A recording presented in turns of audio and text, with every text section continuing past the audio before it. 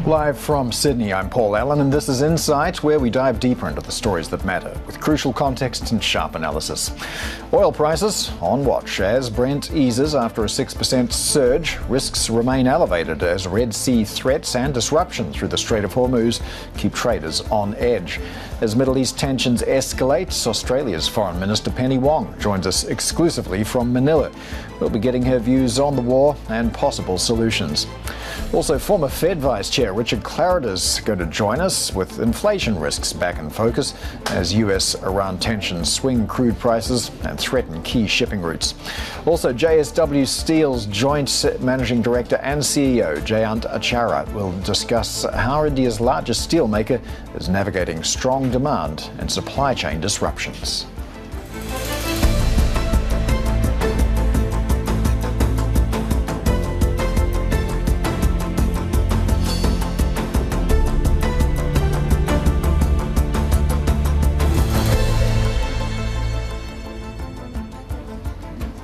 All right, let's take a look at how markets are shaping up this Tuesday in the Asia Pacific. Once again, a lot of focus on oil prices, understandably. We have seen Brent crude pulling back a little. We're now at just below 88.50. There has been, of course, a 10th straight day of US strikes on Iranian targets. But there's a new wild card in the pack. Houthi militants now threatening to blockade Saudi Arabia's Red Sea passage through the appropriately named Gate of Tears entrance to the Red Sea. Mediators, meanwhile, are working to restore the ceasefire. So we're seeing a little bit of pressure coming off those oil prices. Plenty of questions as well around demand destruction. Also, we have had China slashing its input, governments and consumers reducing fuel consumption as well, and refineries curbing throughput. So a lot of factors to consider around the oil price. Good news for risk assets like equities. Well, they're not selling off due to these stronger oil prices. Japan coming back from the public holiday. We've had a reasonable day for the Nikkei so far, better by about 1.7%. We've also had the news that GPIF is going to be investing 20 billion yen in a Japan-focused private equity fund, or PE fund as well. Turning to China stocks, we've got the CSI 300 better by 1.25%. We had the national team getting into action late on Monday to stabilize markets in China. We haven't seen anything resembling a repeat of that yet, but certainly markets are on watch for that. The Kospi had another exciting day. We're up about 3.3% at the moment, and gold catching a bit, holding on just above $4,000 an ounce there. As we look ahead to India, you see Nifty futures better by 0.25% at the moment. We did have the story yesterday from Bloomberg that the Reserve Bank of India intervened in currency markets. This is according to people familiar with the matter, so we're keeping an eye on the rupee today as well. Now, the 59th ASEAN Foreign Ministers meeting and related sessions are getting underway in Manila, with discussions highlighting regional peace, security and economic cooperation. Our China correspondent Min Min Lo is there, and she's standing by with our next guest. Min Min. Hey, Paul. Yes, it's a busy week here in Manila at the ASEAN Foreign Ministers meeting because we have so many foreign ministers of various countries, from the EU to China to, of course, the US Secretary of State Marco Rubio is here as well. And joining me here live is Penny Wong, the Foreign Minister of Australia. Minister Wong, thank you so much for giving us your time.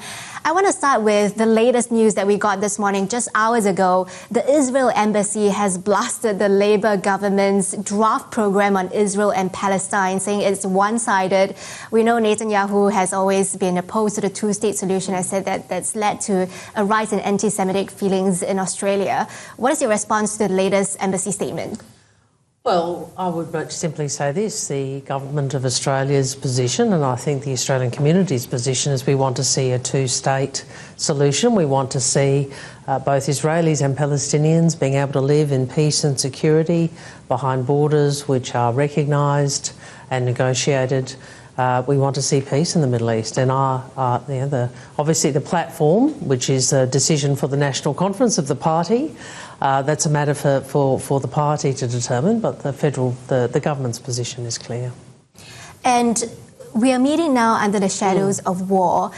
Marco Rubio will be here. I wonder, will you be meeting with him bilaterally, and what message do you have for him, especially about the Middle East war, which has brought, of course, a lot of inflation to Australia? Well, first I'd make the point that we've said for some time, like so many countries, we want to see de-escalation. You're right, the conflict in the Middle East has been impacting on all of our peoples, and we know that when we look at the Strait of Hormuz and what comes through that 80% of that fuel is destined for the markets of Asia, and so the countries of our region have all felt it. So we all want to see a resolution. That does take both sides. It takes the Iranian regime negotiating in good faith and also stopping its proxies seeking to escalate the situation. When it comes to Australia's relations with the US, it doesn't seem like the US is treating its allies better than the rest of the world. You haven't secured tariff exemptions, AUKUS is seeing delays. What specific levers does Australia has to secure your strategic interests with the US? I want to start with the end of that question because securing our strategic interests is the right question, but it's a question that goes to a broader question than simply the United States, which comes to why I'm here. I mean, as you said in your introduction, ASEAN is central. ASEAN is geographically central to the region. When we say we support ASEAN centrality, it's not just an abstract concept. If you're in Australia, you look up, it is ASEAN at the centre of our region. And stability and peace in the Indo-Pacific requires a strong ASEAN at its core. And, times are tough. We see greater geopolitical contest. We see behaviour which is destabilizing. We see a lot of challenges for peace and security. So what Australia seeks to do is to first work in our region, secondly to engage in our relationships, of which obviously the US is our principal strategic partner, but in addition we engage with many other countries. Thirdly, we support international law and rules, and finally also our economic and national resilience. So we take an approach which really says we recognise these are difficult times. We recognise that we have to work to assure peace and stability and our sovereignty. Our relationship with the United States is a part of that, a very important part, but so too is our relationship with our region, which is why we are here. There has certainly been a lot of disruption in the recent years, and that has shifted public perception. If you look at the Lowy poll in Australia, about a third now believes they can't trust Washington to be a responsible player. And for the first time, a majority believes that your relationship with China is more important than your relationship with the US. Is that reshaping your foreign policy or causing you to reprioritize your relations? We make judgments about what we think is in Australia's national interests, and we have our principal strategic relationship. It remains with the United States, but it's not the only relationship we have, and we recognise we have to work harder both in our region. I've come today from an engagement with the Philippines Coast Guard where we worked on the next part of our partnership, and we made announcements about that. We have a strong relationship with Japan, with the Republic of Korea, and we signed a treaty on common security with Indonesia. So we are really working hard across a range of areas to secure stability and peace, which is what we all want. China's always been important to Australia. It's our largest economic partner, our largest trading partner, and the way we have approached the relationship is to say to China we want to cooperate where we can. We will disagree where we must. There will be areas where we don't have the same view, and we have to have the capacity to be clear about that with each other and do so respectfully. And we must continue to engage because China is an important player in the region and in the world. So when it comes to your relationship with China, I think one of the biggest sticking points is trade and the mining relationship, because China created this agency to centralize their imports. It's putting downward pressure on pricing for companies like Rio Tinto, Fortescue. How concerned is the Australian government about the impact on the economy, and is Canberra going to do anything about this? These are first and foremost commercial negotiations, and we want open, predictable trade and reasonable arrangements between our two countries. Okay, but you may say that it's a corporate negotiation, but from China's point of view, they have the state very much involved in those negotiations. So is the Australian state stepping in? Well, you know, yes, we are different political systems. Ultimately, these are arrangements that will have to be negotiated between countries. You would anticipate, obviously, we have an interest, but you know, we hope there will be a mutually beneficial outcome achieved for all parties. So, of course, we're here for the ASEAN Foreign Ministers meeting where the South China Sea is always top of the agenda, and the Philippines just accused China of injuring one of their sailors. I know Australia has been participating in freedom of navigation patrols. Do you foresee any changes in the posture or frequency of these patrols, or what else is Australia prepared to do?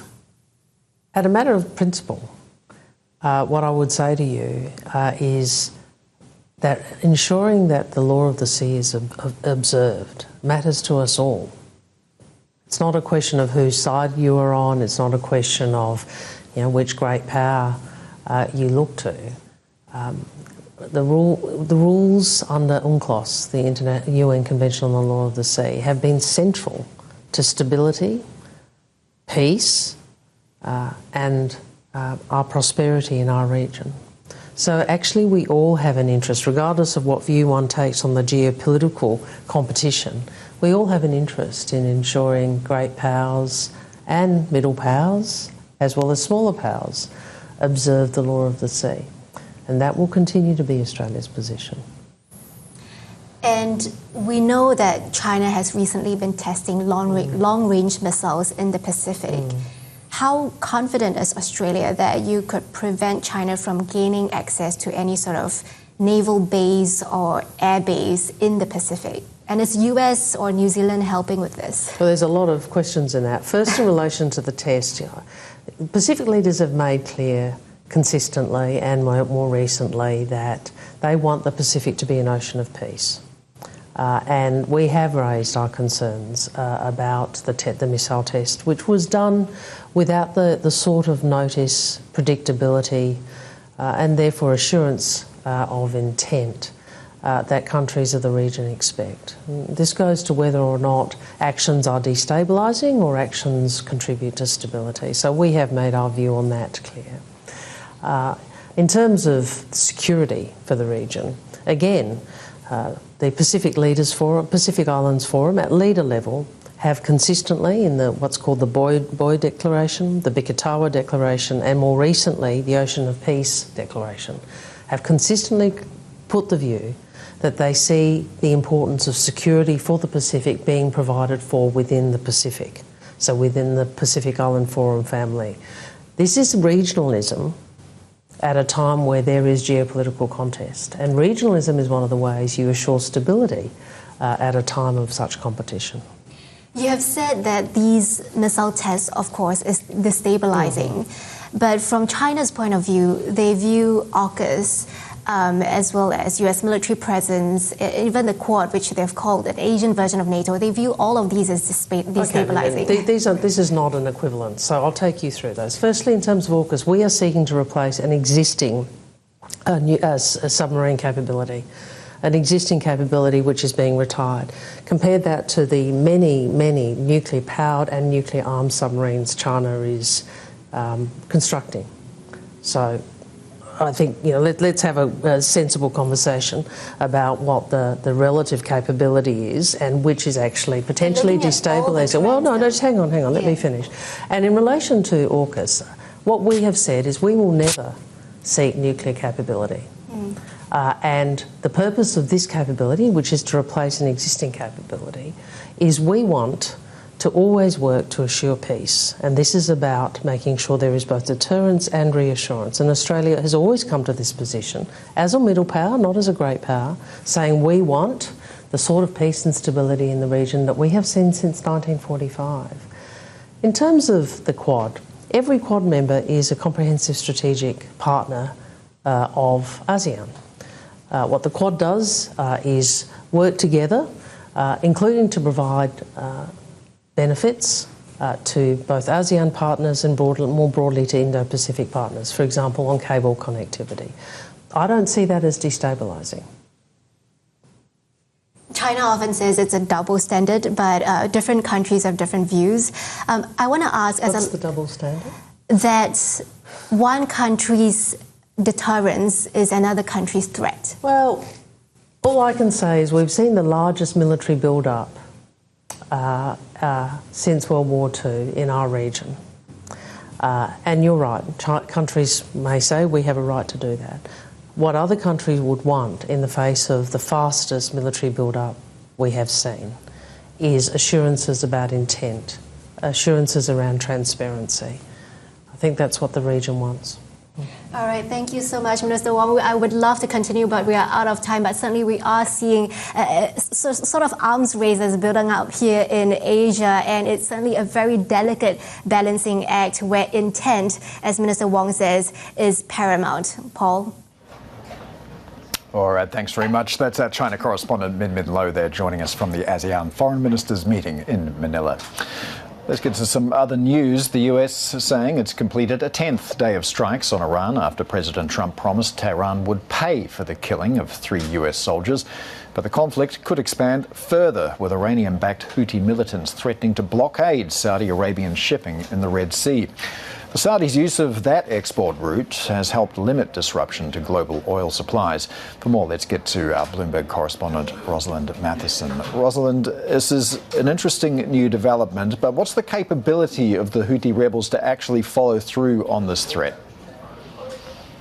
Well, certainly they've shown for years now that if they want to, they can indeed disrupt shipping through the Red Sea. They've been doing that since 2023, which has really reduced the amount of container shipping that's gone through that area, which has normally been a conduit between Europe and Asia. So that has dwindled already. What they're saying now is they would specifically blockade Saudi ships. That doesn't necessarily mean everybody, but certainly it's another warning that they can indeed take pot shots at ships passing through the area. Like other Iranian-backed proxies, they have been weakened in recent years. We've seen that also with Hezbollah, for example, in Lebanon. But the Houthis do retain a strong capability here, despite airstrikes again in recent years on their own facilities and bases in Yemen, that they do retain that ability to conduct strikes. And it doesn't take very much again to again spook shipping in the area. So what does that mean? As you were saying, it's cutting off that alternate conduit for energy supplies, but also for some container shipping potentially between Europe and Asia. And so is that going to again cause concerns around supplies of energy? Is it going to cause energy prices to stay higher? Is it going to cause price increases for refiners in Asia? It remains to be seen how much they're going to follow through on that threat. Is that just a threat against Saudi shipping and energy? Is it going to be something bigger? But certainly, again, it's bringing that back into the front of mind for shippers and for traders alike. Well, I could add another rhetorical question to that list, and it would be what sort of response from Saudi Arabia and its allies would that result in? Well, certainly Saudi Arabia will be unimpressed by this. I mean, this latest episode was triggered, according to the Houthis, because of Saudi strikes on an airbase in Yemen during the time of the funeral of the former Iranian leader. And so that fresh action prompted the Yemeni response from the Houthis. But again, they've been taking some action since 2023 against ships in the Red Sea. Will the Saudis step up a military campaign against the Houthis in Yemen? Do the US and others engage in that also? But again, the Houthis have shown strong resilience over the years while they've been weakened to be able to move their military gear around. They have a lot of it in movable ways. And so they do have some resilience there to continue to target ships going through the Red Sea if they so desire. But this does seem to be particularly a tension point between the Saudis and the Houthis, and now we need to see how Saudi Arabia might respond to it. All right, Bloomberg Chief Asia correspondent Rosalind Matheson there. Still to come, anger over India's education system spilling onto the streets and signalling a bigger political challenge for Prime Minister Narendra Modi. We'll take a closer look at the impact next. This is Bloomberg.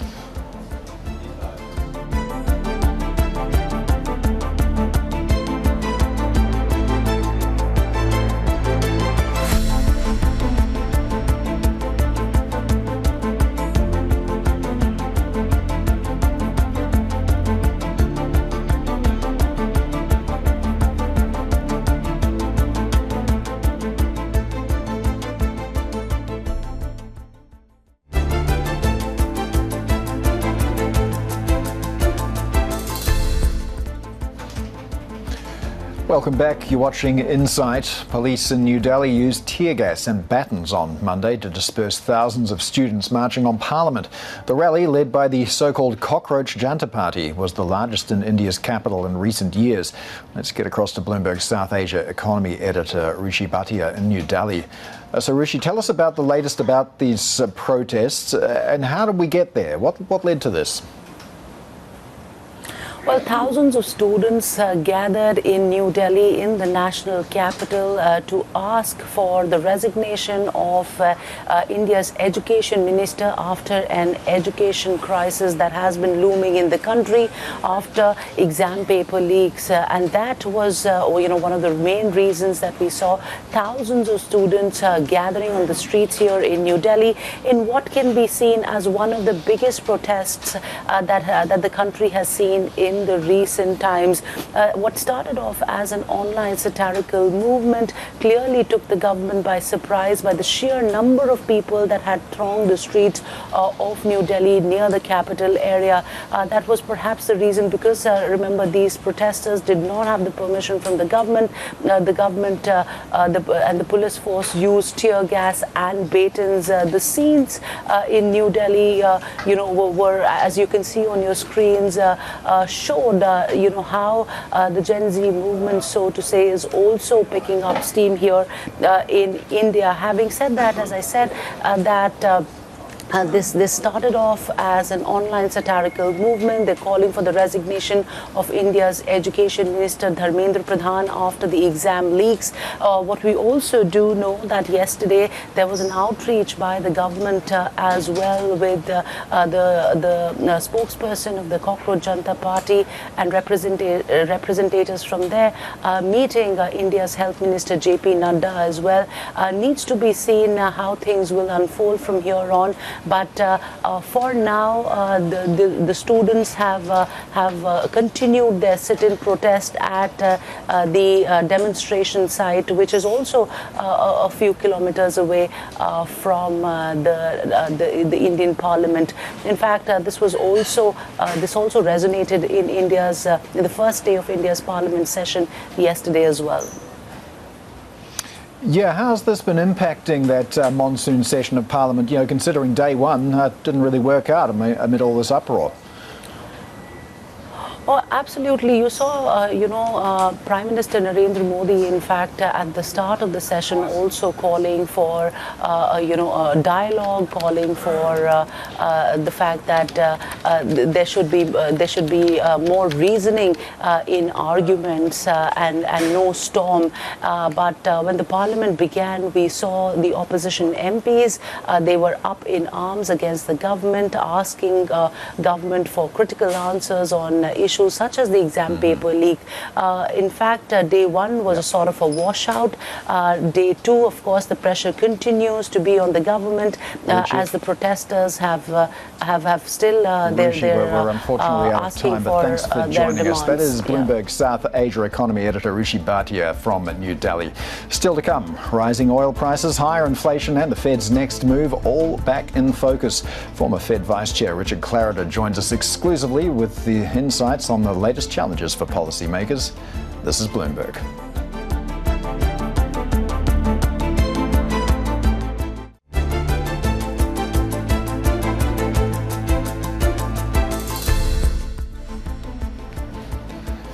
Welcome back. You're watching Inside. Let's take a quick look at where markets stand. We do have mainland Chinese markets heading out to lunch. Japan markets, meanwhile, coming back online, and Japan also returning to trade after a public holiday on Monday. And a pretty decent return to trade it has been as well. The Nikkei better by 1 3/4%, given a little bit of a boost as well on the news that GPIF is going to be investing at 20 billion yen in a Japan-focused PE fund. Still got a pretty weak yen hovering around the 162.50 level. Just before we head into the lunch break, Chinese stocks better by 1 3/4%. We're keeping an eye on possible intervention from the national team again. We saw some buying late on Monday, so we'll see if we get a repeat of that experience later on today. The oil price also worthy of note. We do have Brent crude coming off yesterday's peak, still pretty elevated though, 86.67. A lot of uncertainty around the Iran situation. Now our next guest is most recognized for his tenure as Vice Chair of the US Federal Reserve from 2018 to 2022. Joining us exclusively now is Richard Clarida, who is now Global Economic Advisor at PIMCO, which is, of course, one of the world's largest fixed income and bond fund managers. Richard, thank you so much for your time today. And I obviously got to start with the oil price rising again, although it's off highs, as I mentioned, but just underscores how fragile and uncertain the entire situation around the Persian Gulf is at the moment. What impact do you see it having on inflation? And I do hesitate to use the word transitory. Well, I had some experience with that term. Good to be with you, Paul. Obviously, we have kinetic conflict in the Middle East. The memorandum of understanding has been replaced by a resumption of hostilities. Oil markets are reacting. I think what's been interesting to us is the fact that the oil futures traders, who obviously have an interest in getting this right, continue to see this as being something that's not going to have a long-lasting effect, pushing oil prices up into triple digits, but it's adding volatility and uncertainty and elevating risk premia for sure. So the longer this uncertainty continues, though, what is the risk, that it does endure, that it does bleed through to those sort of second-order prices in the wider economy? Well, exactly right. And central bankers talk a lot about trying to avoid what they call second-round effects. And that essentially means that higher oil prices, if they persist, then get into the non-energy part of the price index. And so that is important. I think even more important is whether or not higher oil prices begin to push up inflation expectations. And so far we're not seeing it, but that's why central bankers are really looking at this quite carefully. Well, there's obviously a divergence of views on the Fed, which you could argue is a healthy thing. That's why the C in FOMC stands for committee. I mean, we've got John Williams, though, saying inflation's peaked. I may use that line. Yeah. Thank you. Well, Laurie Logan, Beth Hammock, though, that's sort of circling this idea of more tightening. So if you were still on the FOMC, where would you be putting your dot right now? I'd be in the group that's wait and see. I would certainly respect the case to consider a rate hike, and I know both Lori and Beth Hammock well, and they're fantastic people and great members of the committee. I think what your viewers and listeners should appreciate is the remarkable inflection in Fed thinking in March of this year. So 4 months ago, when the Fed released projections, no one wrote down a rate hike. And 12 people wrote down a rate cut. Fast forward to June, which is Kevin Warsh's first meeting, the same people, now 9 of them are writing down a rate hike and only 1 is writing down a rate cut. And the big change between March and June was that the inflation data got a lot worse. And in particular, as of now, the Fed thinks inflation is going to end the year at 3.3%, and that explains why a lot of folks would like to think about a rate hike. But if I were on the committee, I would be in the camp that would be, for certainly 2026, in wait-and-see mode to see how not only the Middle East conflict plays out, but to also see how other aspects of the inflation dynamics are playing out. Yes, and you wouldn't be alone in that wait-and-see position either. But how long do you think that if that view persists, we could potentially be on hold? And eventually, is the next move higher or lower, like in the second half or in early 2027? What's quite interesting is Kevin Warsh has made a point of being not very enthusiastic about forward guidance.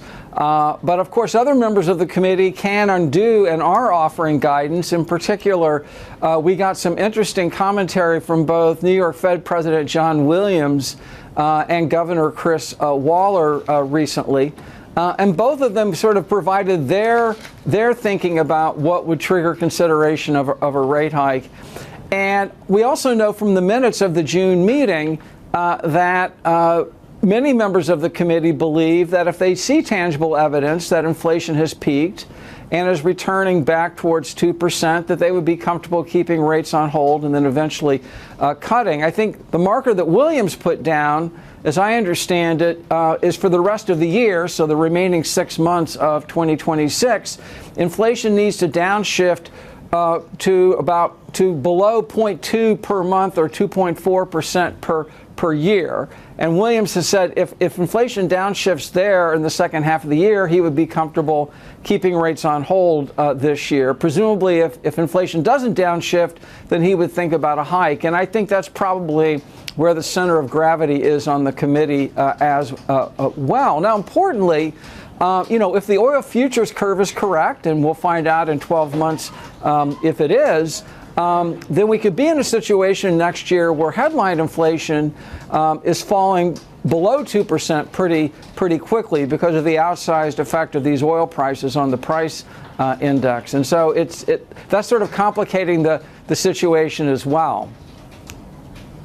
Well, let me complicate the situation further by putting another big variable on the table, and that is the very rapid AI infrastructure build-out that we're seeing. Yeah. And that's becoming a part of the inflation debate as well. Now, do you feel like the Fed should be looking through that demand, or eventually you get higher productivity, which could be disinflationary? How do you balance those two ideas? Well, I think you actually posed the question exactly the right way, in that you can be both a AI optimist and also someone who is concerned about the near-term pressure it puts on prices. Because in order to get the benefits of AI, to lift GDP per worker, you need to have a lot of front-loaded capital spending in data centers, and you need also to generate electricity to power those data centers. And what's interesting, Paul, about AI is that it is both very much increasing demand for high-tech goods, in particular computer chips, memory chips, servers, and the like. But it's also very much 20th century intensive in that you need Caterpillar tractors and construction workers. And so right now, what we're seeing is the demand side of the AI build-out, which is the data centers and CapEx, and that's putting some upward pressure on prices. And over time, PIMCO expects the productivity benefits to kick in perhaps sooner than people expect, and also the disinflationary impacts of AI kicking in perhaps more larger than people expect. But that is sometime down the road. Well, the Fed Chair Kevin Walsh gave us an insight into his thinking around this. He's of the belief that AI productivity will eventually be disinflationary. Is there a risk for a Fed Chair nailing the colours to the mast like that at this stage of what is a nascent technology? Well, the risk is that it takes a while to get to those long-run productivity benefits, and in the meantime, it continues to keep inflation above the Fed's target, and we're now going on 6 years of missing on the high side on inflation. And I will say that we got some very interesting granular information from the minutes of the June Fed meeting that were released recently, because they reveal that the committee actually had an in-depth discussion of really two scenarios. One scenario is where inflation is peaked, and over the next year or so it returns pretty reliably back towards the 2% target. But they looked at another scenario where inflation stays persistently higher, largely because of upward pressure on prices from capital spending in the tech sector. And in that scenario, the minutes reveal many, if not most, participants thought a rate hike would be called for. And so that's really why I think right now the center of gravity on the committee is in wait-and-see mode.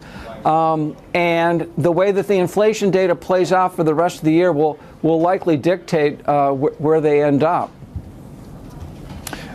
As well as all the capital spending that we're seeing on AI infrastructure build-out, we also have structural fiscal deficits in the US, ever growing, ever larger debt piles as well. When you put these two things together, is it maybe time we started thinking of the neutral rate being somewhat higher than it's considered to be now? Possibly. What is the neutral rate? It's the rate that it's the interest rate the Fed would set when everything is going great and you want to keep the economy there. So the neutral rate is the rate you set when inflation's at 2% and the economy is at full employment. When inflation is above 2%, then you want rates to be higher than neutral. The thing about neutral is that we don't observe it directly. We have to infer it from data, and moreover, neutral's time varying. So the neutral rate in the decade before the pandemic was thought to be below 3%. When I was at the Fed, we got the federal funds rate all the way up to 2.5%, and more or less concluded that was neutral at that point. Neutral is surely higher right now. The question is neutral around 3%, which is what many on the Fed think, or is neutral around 4%, which is what some members of the committee think. And I think that is part of, Kevin Warsh has talked about the family fight or the family argument in terms of what they'll discuss at Fed meetings, and that's probably a big part of it. All right, former Fed Vice Chair Richard Clarida, thank you so much for your time today and your analysis as well. Still to come, JSW Steel's first quarter earnings beat expectations as strong demand and higher steel prices outweigh rising raw material costs. We'll get the outlook next with Joint Managing Director and CEO Jayant Acharya. This is Bloomberg.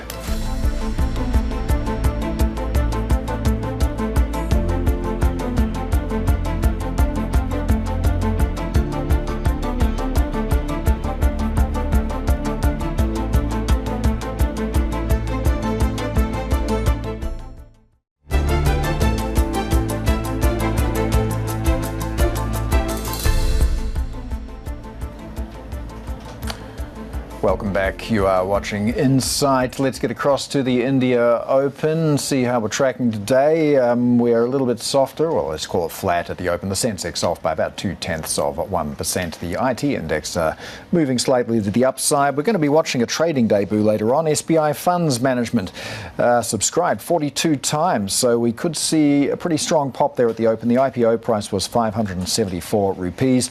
Shares are being quoted 18% above that. So SBI Funds, one to watch a little bit later on this afternoon. Well, India's efforts to attract overseas capital and support the rupee are beginning to show results. The Reserve Bank says its special foreign currency deposit program has attracted $17.4 billion so far. Senior FX and rates reporter Subhadeep Sarkar joins us now with more from Mumbai. So Subhadeep, how do the non-resident deposit numbers stack up against market expectations, and what's the total that's going to come from this facility? Yeah, good morning, Paul. Thanks for having me. Well, the RBI put out the numbers on the FCNR deposits, basically the non-resident dollar deposits inflows that have come in their special scheme, and the numbers have surprised on the upside. Actually, the narrative that was around was that the numbers may be initially underwhelming. There were figures of about 10 billion or even less floating around, but clearly the 17.4 billion number that the RBI has put out for deposits that have come in so far till Friday clearly point that the scheme is off to a strong start. Together with the other two schemes of the overseas borrowings, dollar borrowings by local companies and fundraising by banks, the total number is already in excess of 20 billion. The initial estimates were that the FCNR deposits by themselves should be able to net in more than $50 billion. And if these numbers are anything to go by, we are clearly on track on that. Banks are offering leverage, foreign banks are offering leverage up to 19 times on these deposits to bring in the maximum possible. And if with that kind of leverage, investors can hope to earn even a 12 to 14% dollar returns annually with the leverage money. Banks have all come out with their FCNRB schemes with 5-year deposits offering up to 7.75 on 5-year deposits. What's keeping the rupee under pressure then? Because as well as these measures, we've seen some steps taken by the RBI to intervene in forex markets. That's right. Since the June 5 measures which the government and the RBI unveiled to attract inflows, we saw the rupee retracing quite a bit of their losses initially. But we have again seen the rupee start to weaken in the past few weeks. That's of course primarily the reason is geopolitical and crude prices, which have rebounded. Crude prices are up over 20% over the past 2 weeks. And that is again weighing on the rupee because of India's net oil importer status. Also, if Fed actually does not cut further and actually with market indications indicating more inclinations more towards a hike going ahead, that might weigh on that might be positive, dollar positive, and weigh on EM and the rupee in turn. But generally the negative sentiment that was there prior to the measures, that has to a large extent dissipated, and the weakness we are seeing has been in line this time. All right, Bloomberg senior FX and rates reporter Subhadip Sarkar there in Mumbai. Well, India's largest steelmaker, JSW Steel, has posted better than expected quarterly results, reinforcing positive analyst outlooks on the company's stock. Analysts highlighted prospects for stronger profitability amid lower debt, rising steel prices and volume growth. And joining us now is JSW Steel Joint MD and CEO, Jayant Acharya. Jayant, thank you so much for your time today, and your first quarter results, a beat there. You've got strong prices, strong demand, but at what point do strong prices start to impact that demand? How much more could prices rise before you see something happening there? Good morning, Paul. Happy to be here. I think the prices of steel had actually gone down substantially if you were to look at January month. They have just recovered to, I would say, a sustainable level. As far as India is concerned, the prices are moderate, whereas in the European markets or in the US market, the prices have actually gone up substantially. So we feel the price in India is sustainable. The demand is the tailwind in India. We see strong demand. Last quarter, we saw a demand of 8% plus. Our projections are that the steel demand in India will be between 7 to 9%, and that is a kind of rate which will be maintained for the medium terms into the next few years. Coal, iron ore climbing in the quarter. How much do you absorb? How much do you pass on to your consumers? And what's your plan to control costs going forward? Yeah, so the coking coal prices and iron ore prices were elevated during the quarter. The energy costs were also higher. We have seen some moderation now in the coking coal cost in the past weeks, and similar is the case with iron ore. We would project that the cost would come down in the subsequent quarters with respect to both these key raw materials here. As far as JSW Steel is concerned, one of our blast furnaces in Vijayanagar, which was under shutdown, is coming back on stream, so our volumes would go up. That would bring the fixed cost down as well. There are some efficiency improvements which we have taken, which would play into the cost. Our trials on the domestic coking coal uses have resulted in a positive. So we would be increasing the domestic coking coal use now in our blends. Again, that would play positively into the cost. So these are some of the measures which we are taking to reduce cost. On the price side, I think situations are range bound. We would see a seasonal monsoon impact maybe, but the H2 looks quite strong, and we remain confident about the growth in the country. Has JSW Steel been feeling any impact from the Iran war? And if so, where are those pressures appearing, and how long do you think they'll endure? The quarter gone by, it did impact on cost. And the prices, the recovery of prices was able to mitigate that, and we were able to add to the margin after having covered the cost. But in the last quarter, the prices have moderated somewhat, especially towards the last month or so. Typical seasonal impact. We feel that now going forward, we'll have to watch the escalation in the last week or two. Other than that, the cost position from both coal and iron ore is softening, and that would be positive for us into our overall steel cost. Our focus is now on our capacity expansions, Paul. We had outlined that we would be expanding our capacities to 62 million tons in India, and overall, including joint ventures, to 80 million tons. Very strong growth is pushing the tailwind for us, and we are on track to be able to do that by 2032. All right, Jayant Acharya, unfortunately we're out of time, but thank you so much for joining us today. Jayant Acharya is Joint MD and CEO at JSW Steel. Now that is it for Insight. Horizons Middle East and Africa is up next. Do stay with us. This is Bloomberg.